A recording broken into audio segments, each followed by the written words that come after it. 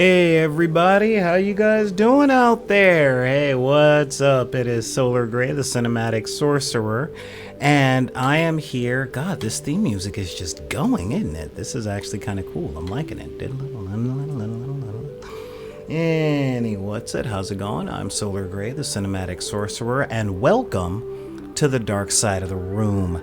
Well, how can I put this? I have decided that I'm coming at you guys with a reaction video because I don't do that very often, and I need to get back on top of that and all that jazz.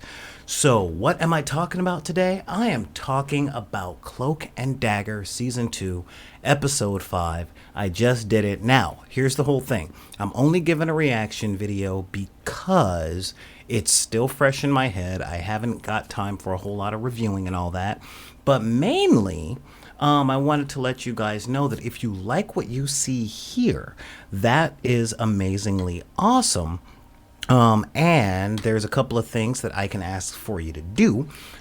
If you guys like what you see here, then feel free to head on down to the Patreon at patreon.com/BID_P. And there you'll be able to access back episodes of Bust a Recap. Now, why is this important? Because Bust a Recap is the show where my number one henchman and myself sit down and talk about like total spoiler, total plot recap, and reactions to episodes of stuff that we have been watching on Netflix and on various streaming services, or as we used to say on my day, what we're watching on TV. So if you guys like what you see here, head down to the Patreon, sign up there, or you guys can join us at twitch.tv/BID_P. But make no mistake, that is when we do the live performances and the live casts. And then after that, I don't really do any maintenance on the archive that's on Twitch because it goes up on Patreon. And we covered every single episode of Cloak and Dagger season 1, which is up on our Patreon. So there you go. So episode 5, man. All right. Now I gotta put this out there for y'all that don't know me very well. Cloak and Dagger was one of the first comic books that I truly loved, primarily because I was a strange little kid. I walked around in cloaks all the time just because I liked the way they looked in fantasy novels and on, like, fantasy TV, like Dungeons and Dragons, the TV show, and various things like Arthur and the Knights of Justice when I got older. So when I came across Cloak and Dagger, I saw a tall, skinny black dude that was wearing a Holocaust cloak. I'm like, oh my God, is this what it's like to imprint on a comic character? I've never seen me before, and here I am. And he sucks people into darkness, and darkness is all that jazz, which she's doing the whole dark thing. And I'm like, okay. So let me check this out real quick, because I should be right now just making sure the live stream is in and it's happening, and should be yep, there we are. So hopefully people are over in the live stream chat. I can check that out. But anyhow, what's it and all of that jazz, what I will say is that wowzers, okay, just wowzers. I'm looking at this, and my feelings for Cloak and Dagger since season 1 have been really enthusiastic, and my heart goes out to Ty. So for those of you guys that have been watching Cloak and Dagger, let's talk about episode 5 real quick. This is going to be a non-spoiler review, and I'm not going to give a summation because, again, you have to tune in the dark side of the room for that. Or not dark side, but you got to tune in to Bust a Recap for that. So, things that I decided I wanted to talk about. Bullet points. There is a huge amount of magic in this show.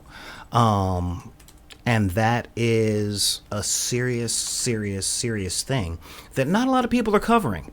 And I want to check that out. I really want to exemplify that if I can. Last season, we got to meet a couple of voodoo priestesses that Ty's got to lock it down. He's got to put a ring on it. Y'all know what I'm talking about. But outside of all that jazz, there's a lot of sigil magic and a lot of old voodoo that goes on in this. And we're not talking like drum beating, chicken killing, all the stuff you guys see in movies, but we're talking about a closer adaptation to the spiritual belief of the Voodoo, which is awesome. You get the four elements that are in there, you get the ideas of light and darkness, you get the positive and negative forces. And in this last episode, Ty used a bit and he did it properly. And man, just we talked about this on Buster Recap just this last Monday. It was called White Lines, and a dude was killed. He was killed. He was killed to dead. Because he was killed to dead, and as he was killed to dead, he put up the Voodoo sigil for one of the Loa of Death as he was dying, as he bled all over it. And then when Latte Cop or Officer Allison, came in, she opened the door and it blew away everything, which kind of sends off the spell. It doesn't cancel it. It's just like, okay, yeah, look, there we go. The spell has been put into the world or into the universe for, stuff to happen. So that was a really big thing. And this episode, when the defining or deciding incident was happening, hang on, I'm getting, a lot of people like to send me private messages when I'm live casting instead of talking in the chat. But as I was saying, when the inciting incident that happened in this video, that was in this movie, that was what's the term? Oh yeah, that's right. The deciding incident that was like the big magic spell that was being cast. I was surprised because I didn't recognize it. A character essentially took a bunch of gunpowder but didn't pull it from a bag, like pulled it from bullets. And I'm just going, whoa, that's a serious thing. There was a lot of effort, and then a lot of symbols, and then a lot of elemental stuff, and it worked. And it's an interesting thing because when you see the stuff on screen as a practitioner of the occult, or as someone who studies magic or mythology or all of those things, we got spoiled when it came to our past, our media consumption. We look at magic spells on TV shows or in movies, and we're expecting a great big light show to say, look, the spell has been cast, blah, blah, blah, blah, blah. When it really looks like somebody does some weird stuff and then stuff happens, But this show handled it really, really well on this one. I was checking out the Nerd Soul live cast. If you guys haven't subscribed to him yet, do so. That's ThatNerdSoul, that Nerd Soul, one of my favorite YouTube channels. And Mike covered a whole bunch of stuff on this, and he has to say that his MVP for the show, his most valuable player for this episode, is something you're gonna have to tune into his video to check out. So hey, look at that. But I gotta say, there was a whole lot of natural reactions in this episode. Like I said, this is a spoiler-free review. They did sort of rock their foundation of editing on this one. Most of the shows, you have a scene that's happening to Ty, then it's juxtaposed to a similar thing that's happening to Tandy, and most of the episode is filmed that way every single moment that they're not on screen together. But in this one, they didn't do that as much.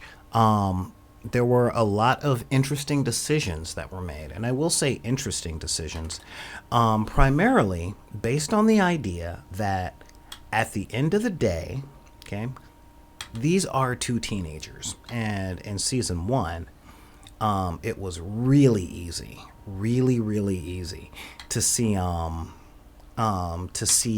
the actions that they were taking as what's the term I'm looking for? Stupid. It was like, man, why would you do that? That was dumb. And the answer is they are 15 and 16 years old. That is the answer. No teenager can think straight. At least think in ways that that work absolutely perfectly and benefit absolutely well. And yeah, it's just that's not how this jazz works. Okay, this is not that's not life. Okay, if teenagers could honestly think straight, and I mean that, just honestly think straight, then in truth, and this is real talk, they wouldn't need to grow up. The growing up process would be done by puberty. But the growing up process consists of a lot of different things, specifically a lot of different things that go with development and learning one ways through the world and their society. And at the end of the day, these are a couple of kids. That's a really big important thing. And I have to say, I really, really admire the writers for not forgetting that. Because something happens in this where you're like, okay, one of the big essences of the show, which I like a lot, is every single time one of the characters does something. What's the term I'm looking for? Every time one of the characters does something good and there's good plot development, one of the characters will do something amazingly unwise. They'll be like, you know what? Yeah, I'm going to do this because I'm working off my feelings. I don't know how to think things through. And it's folly of any of us to want that, because at the end of the day, they are in high school. They're in high school. They're teenagers. They don't have the wisdom that I have at 42 years old. They don't have the wisdom that my mom has at 65, 66. They don't have the wisdom of your grandma. They don't have the life experience that you have at, however old you are, 35, 40. If you're over 30 years old, you know what I'm talking about. And if you're in high school watching this, then you don't really find much wrong with it, probably, because there's a lot of understanding that's there. So I'm really trying not to sound like one of those old fogies like, no, these kids don't have no damn sense. No. I'm not trying to do that. What I am saying is that they haven't been alive long enough to go through enough things and then reflect upon the things that they have learned to gain wisdom and insight. They're still going through it for the first time, so they're going to make a lot of dumb decisions. And that came out in the comics. That came out in the cartoon, The Ultimate Spider-Man, when they came about. And it's coming out on the show, so I kind of dig that. I dig the consistency, if you will. Other things that have really stand out in this episode is we get the return of a character that I was wondering about. And this character is stuck with a confrontation, and they handle it exactly the way that I would want these situations handled. So I was really happy with how that goes. So yeah, that's pretty much it. I'm not going to talk your guys' ears off. I've already been here almost 15 minutes. So thank you guys for showing up. Thank you guys for checking out the video, and really thanks for being here to support, which is super awesome. As I said, I'm trying to get this a little bit more down before Friday, because Friday is when I get my tickets for Avengers Endgame. But hey, look, I'm being played out. It's like, yeah, wrap it up, B. Wrap it up. All right, fine. I'm wrapping it up. All right. But with that, I'm going to say, if you guys have any comments, leave some stuff down and below. Don't forget to hit like and subscribe, because like is just one little click, just one. And a lot of YouTubers say, like it really helps out the video. I will tell you flat out, the more likes our videos get, the more likely they are to come up in the feeds of people that it might help out to see them. So the more you guys like and share, the more people will see them. And guess what? This YouTube channel is not monetized. So that's why I'm saying, hey, come down to Patreon. But yeah, so, hit subscribe, hit the bell, share the video, get more people down here. I already live cast on Twitch 3 to 4 times a week with my co-hosts, and I'm going to be doing more of these videos every week as more time progresses, because I'm trying to get more comfortable with you guys and all that stuff. Been doing this on and off for way longer than my subscription should actually say. But with that, I'm going to say, start up a discussion in the comments. Do you guys think that this was a good episode if you saw it? What didn't you guys like about the episode? Discuss it in the comments. Keep it civil, guys, because even for you adults out there, we're adults. We don't have to get into screaming matches. And for you teenagers and kids out there, you guys can talk to each other without calling each other names. And you adults out there, when you talk in public, like in a chat room, you're giving an example to the kids and the teenagers and the people younger than you on how to behave. So let's keep everything civil. What I like to say is, do unto others as you would have them do unto your own children. And, just behave. I believe in you guys. I think the Deckers out there are awesome and amazing, and you guys are real good at keeping this stuff civil and smart and all of that stuff. And if there are any crappy comments out there that are attacking people, I'll delete them, because like I said, I'm not monetized. So, I don't really have anything to lose by not letting mean people be mean on my channel. You can start your own. And if you guys want to be mean to me personally, then pull up your keyboard and send me an email at backinthedeck@gmail.com. That's BACKINTHEDECK@gmail.com. Thanks for showing up on YouTube. Follow us on Twitter at backinthedeck. Join the Facebook group Deckers on the Book. Head over to SoundCloud and feel free to download our archive so you can get years of our super long podcasts where we talk about things from Dungeons and Dragons, role-playing games in general, tabletop miniatures games, comic books, all this cool nerd stuff. And all of us are people of color, LGBT, the disabled, the poor, women, just everybody out there is welcome, but no one is welcome to take over conversations because, well, I like to set examples for people that are younger than me. And of course, follow us over on Instagram. And with that, I'm going to say thank you guys for showing up. And if anybody tells you that you can't have the hobbies you like because of the circumstances of your birth, be it race, religion, creed, gender identity, sexual orientation, your disability, or your budget, you tell them that we said to take those cards and put them back in the deck. This is Solar Gray, the Cinematic Sorcerer, saying thank you guys for showing up, and we will see you on the dark side of the room.